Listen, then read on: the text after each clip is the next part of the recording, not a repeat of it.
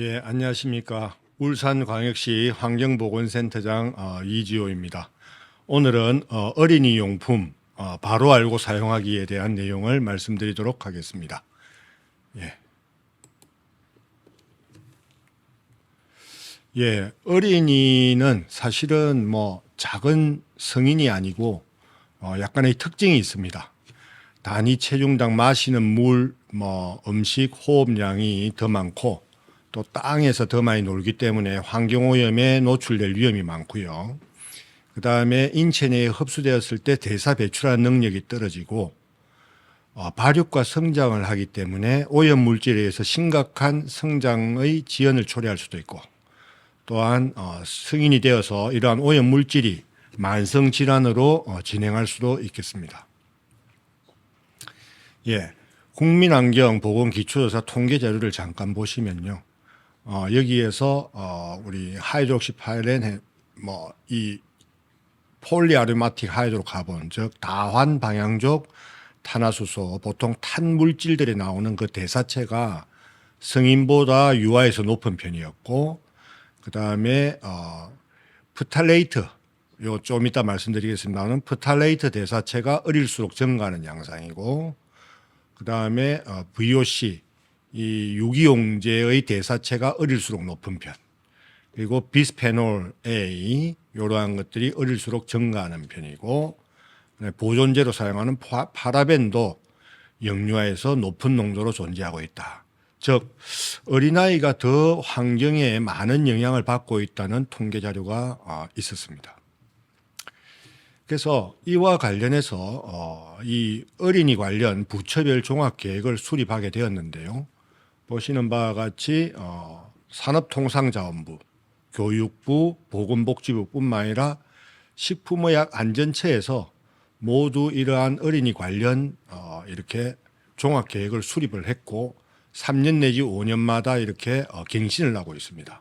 뿐만 아니라 환경부 소관의 정책과제 중에도 어린이 용품에 대한 환경 유해인자 안전관리에 대한 내용을 포함하고 있습니다. 보도자료를 잠깐 보시면 한국소비자보호원에서 이 일부 어린이 과학교구에서 유해 물질이 검출돼 주의가 필요하다 이래 되어 있는데 실제 어린이 완구는 안전기준이 마련되어 있지만 과학교구는 안전기준의 적용 대상에서 제외되어 있습니다. 즉 말하자면 과학교구를 만드는 풍력자동차, 전기자동차 만들기 이러한 것에서 이 프탈레이트의 가소체가 안전기준을 초과하는 그러한 상태로 있고 이 프탈레이트 가소체는 이 내분비계 교란 물질입니다. 예, 좀 이따 자세하게 또 말씀드리겠습니다. 뿐만 아니라 일부 프로야구장의 응원용 풍선막대나 이런 데서 어린이에게 유해한 물질이 검출되고 있다. 이렇게 보도를 한 바가 있습니다. 보시는 바와 같이 응원용 막대 풍선에서 보시면 프탈레이트 가소체, 납, 그리고 카드뮴 이러한 것들이 다량 검출된 그런 사례가 있었습니다. 그래서 이러한 것들을 기반으로 해서 2022년 8월 4일부터 시행하게 된 어린이 제품법이라는 것들이 이제 특별법이 마련하게 되는데요. 이 목적을 잠깐 보시면 어린이가 사용하는 제품의 안전을 확보해서 어린이에게 안전한 환경을 조성하게 하기 위한 기본적인 사항을 규정하고 제품으로 인한 어린이 사고를 예방하고 어린이의 건강 유지 정진을 목적으로 한다 해서 그 외 여러 가지 정의와 내용을 수록하고 있습니다. 이 안정 인정 대상 어린이 제품이라는 것은 어린이 제품 안전특별법 17조에 나와 있는데 이 제조업자나 수입업자가 이 모델별로 안전 인정 기관의 안전 인정을 받는 것을 받아야 하는 제도를 의미하는 것이고 이러한 인정을 받은 제품은 이렇게 KC 마크를 이렇게 만들어주게 돼 있고 그와 더불어서 필요에 따라서 이런 주의 경고 마크도 동시에 만들도록 하고 있습니다. 부착하도록 하고 있습니다. 예, 오늘 말씀드릴 것은 세 가지 물질에 대해서 말씀드릴 건데요. 이게 주로 노출되는 프탈레이트규, 그다음에 비스페놀, 그다음에 목재의 보존제로 사용되고 있는 주석에 대해서 말씀드리겠습니다. 프탈레이트 많이 들어보셨을 것입니다. 그런데 이것은 플라스틱 제품을 부드럽게 하는 가소제이고요. 문제점은 뭐냐면 내분비계 교란 물질이고 당뇨병과 관련성이 있다. 즉 이러한 것들은 체질량 지수라든지 복부 비만과 관련성이 있고요. 여러 연구에서도 당뇨와 관련성이 있다. 그리고 인슐린 저항성 분비와 관련이 있다. 이런 것들 때문에 문제점이 있다고 보건상의 문제점이 있다고 보고한 바 있고요. 디에틸 핵실 프탈레이트는 대표적인 프탈레이트 물질이고 우리나라에서 약 30만 톤 정도 이렇게 만들어지고 있습니다. PVC 제품에 사용되고 플라스틱 그리고 식품 포장재, 어린이 장난감에도 널리 사용되고 있고 일부 자연 분해되기도 하지만 중요한 것은 생식 독성 유발 물질이고요. 수컷의 정소 변화, 생식능 감소, 정자 형성 변화, 호르몬 억제 이러한 것들이 동물 실험에서 보고된 바 있습니다. 주요 노출 경로는 말씀드린 바와 같이 식품용 랩 이러한 것들을 통해서 이행될 수 있고 장난감, 문구류, 방향제, 공기 등을 통해서 다양한 경로로 노출될 수가 있겠습니다. 예, 노출 경로를 다시 한번 보시면 이 가소제나 첨가제를 통해서 노출되는데 지금 사용되는 우리 일상의 모든 제품들이 포함되겠습니다. 의료용품, 화장품, 식품 포장재, 어린이용품, 그 외에 다른 어떤 생활용품, 그 다음에 세척제, 표백제, 건축자재, 자동차, 전기용품뿐만 아니라 이러한 것들이 환경으로 노출이 되고 이러한 것들이 대기, 토양, 물을 통해서 흡입 또는 경구로 섭취가 되겠습니다. 그래서 거의 일상생활에서 모든 곳을 통해서 프탈레이트가 노출된다고 볼 수 있겠습니다. 예. 그래서 그 프탈레이트는 용출 규격이 1.5 ppm이고요. 총 함유량의 0.1% 이하로 관리되고 있고 그리고 화장품에는 사용이 금지되어 있는 물질이 되겠습니다. 이 프탈레이트가 영유아 식품 중에 어느 정도 들어있는지 하는 데이터입니다. 요 보시면 지금 0.012 또는 높게는 2.4 이런 식으로 되어 있는데 이게 어느 정도인지 사실 감이 잘 안 오실 텐데요. 뒤에 다시 설명을 드리겠습니다. 요 정도 수준이고요. 주로 유아용 식품이나 조제식으로 노출되겠습니다. 이 프탈레이트는 식품을 통해서 직접 식품과 접촉되어 사용하는 기구, 용기, 포장 이런 것들을 통해서 나타나고요. 이 가공식품 중에 기름이 함유되어 있는 조미김이나 콩기름 등 식용유에서 높게 나타나고 그 다음에 오염된 사료를 섭취한 우유, 포장 재질에서 이행되고요. 식품 외로는 화장품, 어린이용품, 그 외 여러 가지 소비자 제품 중에 합성 수지 제품의 농도가 높게 나타나겠습니다. 예, 우리나라 DEHP 노출량을 보시면 이 위쪽이 2010년에서 12년 사이가 되겠고요. 아래쪽이 2015년에서 17년 사이인데 과거에 비해서 프탈레이트의 노출 농도가 유아, 초등학생, 중고등학생, 성인 모두에서 다행스럽게도 줄어들어가는 양상을 보여주고 있습니다. 예, 그리고 인체 모니터링, 바이오 모니터링 기반의 총 노출량을 보시면은 체내 총 노출량이 실제 유아 영아에서 보면 기하 평균으로 한 11에서 10 정도, 그 다음에 식품으로 노출되는 게 0.8 정도로 노출되고 있고요. 그래서 전체의 노출량 중에 식품으로 노출되는 것이 7에서 한 22%이고요. 안전 노출 기준은 40 마이크로그램입니다. 그래서 아까 유아 제품이나 용품으로 해서 노출되는 양은 극히 미미하다 볼 수 있겠고요. 이러한 것들을 위해서 위해 지수로 사실 다시 보면 실제 우리가 모든 데서 노출되는 것을 기반으로 해서 시나리오로 보시면 영아가 제일 많이 노출되고 있습니다. 19. 그 다음에 성인 중고등학생이 한 15에서 14 정도. 이 위해 지수는 이 실제 안전 노출 기준 대비 일일 평균 노출량인데 그렇게 계산해 보면 0.5, 0.2 이 정도 수준인데 이게 1보다 낮으면 실제 위해 지수가 크게 높지 않다 이렇게 해석을 할 수 있겠습니다. 그래서 이 프탈레이트뿐만 아니라 환경 유해 물질에 대한 어린이 안전 기준을 마련했고요. 이러한 것들은 실제 유해 화학물질 관리법에서 위해성 기준을 초과한 물질에 대해서 사용 제한에 대한 규정을 설정 관리하는 그러한 기준을 마련했고, 향후에도 여러 가지 어떤 제품이나 물질에 대해서 이러한 규정을 마련하는 계획을 만들고 있습니다. 그렇다면 이 프탈레이트를 줄이는 방법은 어떠한 방법이냐 하면 식습관입니다. 물을 자주 마시고 그다음에 운동을 하는 거 뭐 당연한 이야기이고요. 뿐만 아니라 랩 같은 것들은 이제 가소제 성분이 들어있어서 100도씨를 초과하는데 노출되지 않아야 되고요. 그다음에 알코올이나 지방과도 접촉하지 않도록 하는 것이 좋겠습니다.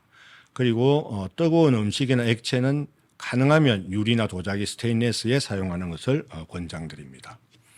뿐만 아니라 화장품이나 향수, 방향제는 되도록 사용하지 않는 것이 좋겠고요. 특히 임산부의 경우에는 향수를 사용하지 않는 것이 좋겠고요. 플라스틱 같은 경우에는 입으로 빨지 않도록 아이에게 주의해 주는 것이 좋겠고, 뿐만 아니라 이렇게 KC 마크가 잘 되어 있는지 확인하고 구매하시는 것이 좋겠습니다.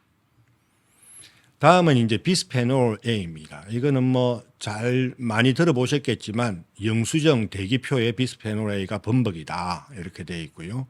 휴대전화 케이스 이런 데서도 나왔는데 뇌 기능 저하를 일으킨다라고 보도가 된 바 있습니다.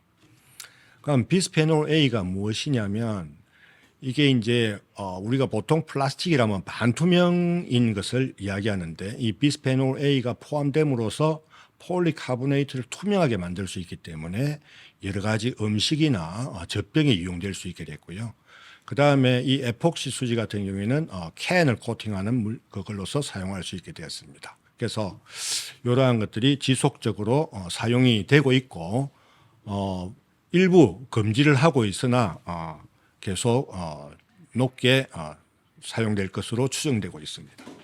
비스페놀 A는 두 가지 페놀이 같이 엎쳐져 있는 결합되어 있는 구조가 되고요. 그 다음에 이러한 것들은 폴리카보네이트 수지와 에폭시 수지인데 폴리카보네이트는 투명하기 때문에 이렇게 큰 물병, 식품 용기로 쓰고 에폭시 수지는 통조림 캔의 내부 코팅제로 사용을 하고 있습니다. 그러면 비스페놀 A가 어떤 문제점을 일으키느냐? 그러면 이제 내분비계 교란 물질이고 비만을 유도하기도 하고요.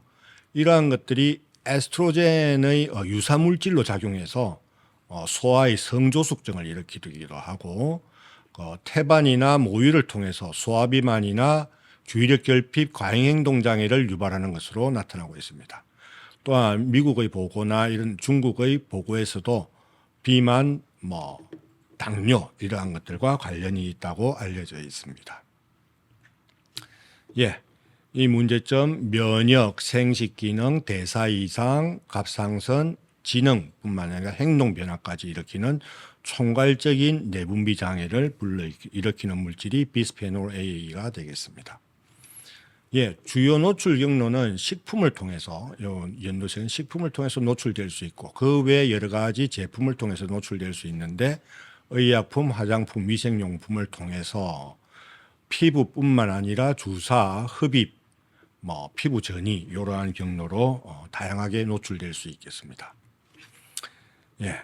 그 다음에 연령별로 약간 상이할 수 있는데 식품은 모든 연령층에서 다 노출되는 것이고요.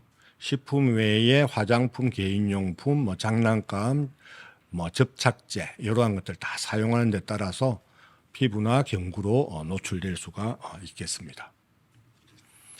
연령별로 한번 보시면 식품을 통해서 영유아에서 가장 많이 노출되고요. 소아에서도 가장 많이 노출되고 장난감을 사용하는 영유아 어린아이들에게서 많이 노출되고 뿐만 아니라 환경 매체를 통해서도 노출이 일어나고 있는 걸 알 수 있겠습니다. 그래서 비스페놀 A의 그 소변 농도 변화를 보시면 우리가 2009년부터 보건환경 기초조사를 실시하게 됐는데요. 이때부터 이제 나오는 양 중에 인체 바이오 모니터링 양이 보통 이 HbM이라고 하는데 이것이 인체 건강 영향이 없는 농도 독일 기준입니다. 이게 소변 중 어린이는 100 마이크로그램 퍼 리터, 성인은 200 마이크로그램 퍼 리터입니다. 그런데 지금 보시는 바와 같이 한 4 정도 이하에 머물고 있어서 크게 영향은 없다 이렇게 볼 수가 있겠고요. 그리고 그 국민환경보건기초조사 1, 2, 3기에 따른 그 소변 중에 노출량을 보시면 한 뭐 0.03에서 0.05 사이에 머물고 있는 그러한 양상입니다. 예, 그리고 이제 아까 캔 중에 코팅과 관련해서 비스페놀 A가 노출이 되지 않느냐 하는 것들 때문에 한번 캔 제품에 대한 확률론적인 어떤 일일 섭취 노출량을 보시면 통조림, 그다음에 음료, 햄, 콜라 이러한 것들을 전부 총괄해서 보면 일일 섭취 한계량이 20 마이크로그램입니다. 그래서 총 노출량을 취합해서 보면 0.041 정도이고 가장 높게 노출되었을 때도 0.15 정도가 되기 때문에 일일 섭취 한계량에는 아직 미치지는 못하고 있습니다. 캔 섭취와 관련해서만 다루었을 때입니다. 그래서 이 비스페놀 A에 대한 그 위해도를 보시면 지금 총 노출량 기반으로 봤을 때 실제 노출량 총합과 비교해서 이 아까 말씀드린 바와 같이 그 위해도는 1을 넘지 않으면 실제 위험하지 않다 이렇게 봤는데 극단적인 노출 집단과 민간군에서도 이렇게 이게 마이너스 3성이니까 0.006 이렇게 되겠죠. 그 정도 수준이니까 아직은 안전한 수준으로 보고 있습니다. 자, 비스페놀 A에 대한 규제로서는 이 젖병이나 젖꼭지를 포함해서 만들지 못하도록 했고요. 영유아 용기나 포장에 사용하지 못하도록 규정을 하고 있습니다. 줄이는 방법은 고온에서 사용하는 것을 금해야 되고 특히 캔류를 이렇게 데워서 먹는 캠핑 같은 것들 할 때 이렇게 데워서 먹는 거 피해야 되고요. 전자레인지를 사용하지 말아야 되고 그다음에 뜨거운 음식을 만약에 쓸 때는 가열성 그러니까 내열성 식기에 담아서 사용하는 것이 필요하겠습니다. 뿐만 아니라 만약에 폴리카보네이트 투명한 어떤 용기가 이렇게 긁힘이 있을 때는 용기를 교체해서 사용할 필요가 있겠고요.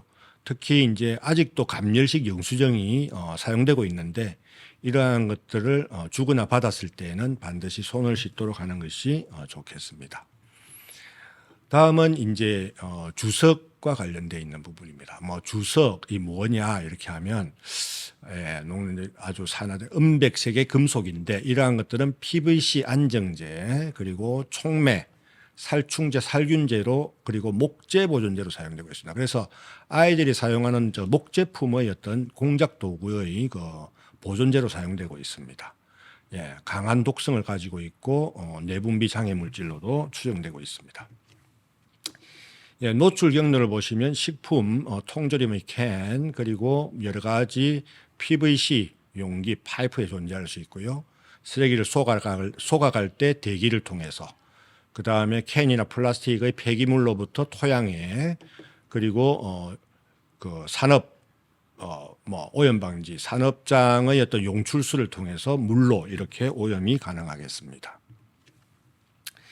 이 주석은 그 결합되어 있는 물질에 따라서 세 가지로 나눌 수 있는데 금속 자체 그 원소 분자 주석과 무기 주석, 유기 주석으로 나눕니다. 그래서 금속 상태의 주석은 뭐 음식, 음료 이렇게 에어로졸의 용기에 코팅용으로 사용하고요. 무기 주석은 이렇게 치약, 향수, 뭐 첨가제로 사용하고 유기 주석은 탄소가 결합되어 있는 것인데요.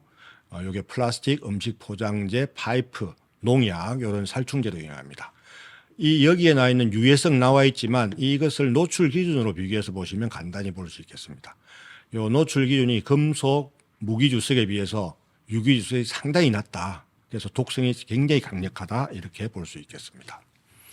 건강 영향은 뭐 간, 신장, 내분비계 교란 물질이 되어 있고요. 무기주석 화합물은 이렇게 복통, 빈혈, 간, 신장 기능을 발생하고 유기주석 화합물은 내분비계의 교란 및 면역체계, 생식체계의 장애를 유발하게 됩니다. 예, 뭐 이 주석의 노출 기준, 그래서 가공식품 약 150 mg per kg, 그리고 뭐 포장 요런 폴리어마 비닐에서는 50 mg per kg이 되고요. 잠정 주간 섭취량 한계는 14,000 마이크로그램이 되겠습니다. 그래서 그걸 왜 말씀드렸냐 하면 전 연령층에서 실제 노출되는 양이 이 한계에는 굉장히 도달하지 못하는 미미한 수준이다. 그래서 캔 제품의 노출량은 0.001 정도고요. 안전기준 대비 0.005%가 되겠습니다. 예. 줄이는 방법은 올바른 식습관, 그러니까 통조림 캔이 만약에 찌그러져 있으면 사용하지 말고, 그다음에 건조하고 서늘한 곳에 보관하고, 수산물 섭취 시에는 내장을 제거하시고요. 그다음에 요 배출을 도와주기 위해서 김미역 같은 해조류를 섭취하는 게 도움이 될 수 있겠고요. 생활 습관으로는 이렇게 마스크 착용하고 운동 이런 것들이 도움이 되겠습니다.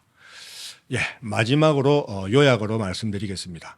지금 말씀드린 프탈레이트류, 비스페놀류, 주석 이러한 것들은 실제 이 우리가 노출 평가나 바이오 모니터링 기반을 통해서 비교한 결과 이런 것들을 제가 제시한 바 있는데 전반적으로 위해 지수가 1 이하로 평가되어 있어서 아직은 뭐 위해 우려는 없는 수준으로 보입니다. 그리고 이제 그 체내 노출 수준도 점점 감소되고 있습니다. 그러나 지금 이야기한 시나리오 기반의 노출 평가는 모든 노출원을 고려할 수 없는 단점이 있다는 것이 있고요. 그리고 뿐만 아니라 뭐 캔으로부터 노출되는 그런 것들이 아니고 단일 노출이 아니고 다양한 노출로 복합적으로 노출될 수 있다는 것을 고려해 두어야 될 필요가 있겠습니다. 이 공통적인 독성은 생식 독성이나 내분비계 교란 영향인데 사실 이게 사람 기반으로 한 데이터는 아직 부족한 상태입니다. 그래서 향후에도 계속 업데이트와 연구가 필요한 사항이라고 볼 수 있겠습니다. 예, 끝까지 경청해 주셔서 감사합니다. 예, 이것으로 마치겠습니다.